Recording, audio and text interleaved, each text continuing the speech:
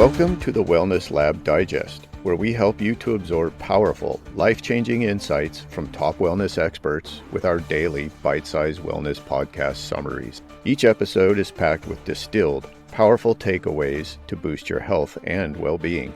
To support this podcast, please scroll down on whatever app you're listening. Ratings and reviews are helpful. Even better, just send the show to a friend. Check out our sponsors at the bottom of the page, or simply click the Support the Show link below the episode description.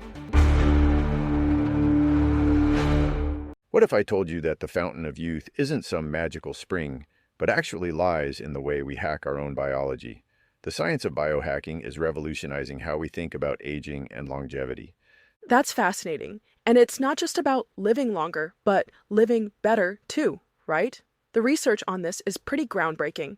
Exactly. Let's start with something that's been getting a lot of attention lately: intermittent fasting. The science shows it triggers this amazing process called autophagy, where your cells basically clean house and repair themselves. Could you break down how that actually works in the body? So when you fast, your body switches from using glucose to using ketones for energy. This metabolic switch activates these proteins called sirtuins that are crucial for cellular repair and longevity. Studies have shown it can improve insulin sensitivity by up to 58% and reduce oxidative stress markers significantly. Though I imagine there are some people who should definitely avoid fasting. Oh, absolutely. And this is crucial. Pregnant women, people with eating disorders, and those with certain metabolic conditions should steer clear. The research shows that even healthy individuals should start with short fasting windows of 12 to 16 hours before attempting anything longer. Well, that brings up an interesting point about personalization in biohacking. Not everything works for everyone, right? That's exactly why the field of nutrigenomics is so exciting. It looks at how our individual genetic makeup influences how we respond to different nutrients and interventions. For instance, some people process caffeine much slower than others due to variations in the CYP1A2 gene. Speaking of biological responses, let's talk about cold exposure therapy. The research on this is pretty mind-blowing. You know what's fascinating? Studies show that regular cold exposure can increase norepinephrine levels by up to 530%.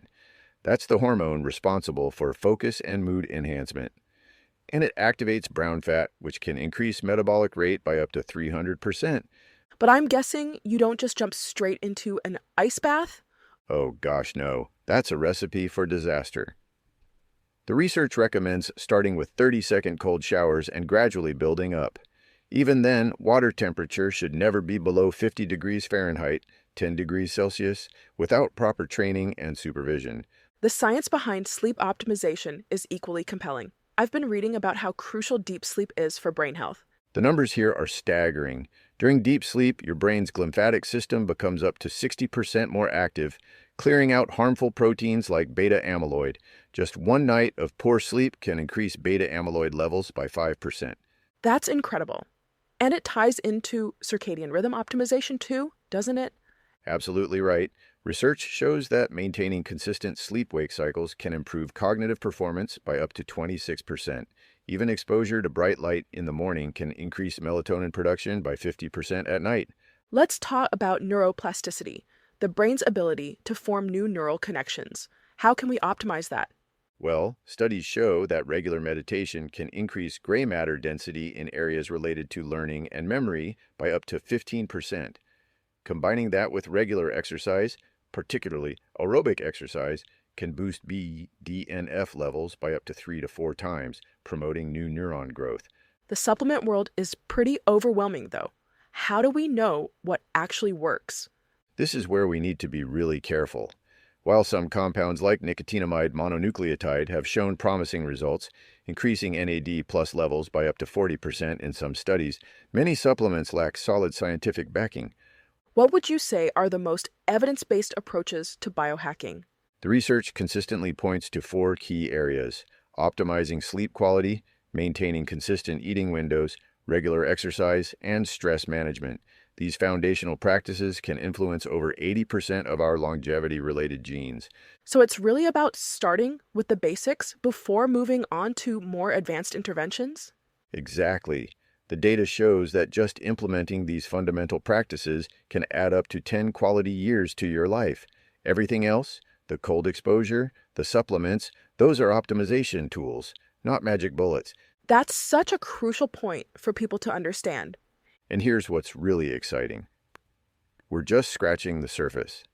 The field of longevity science is advancing so rapidly that what we know today might be just the beginning of understanding how to optimize human performance and lifespan.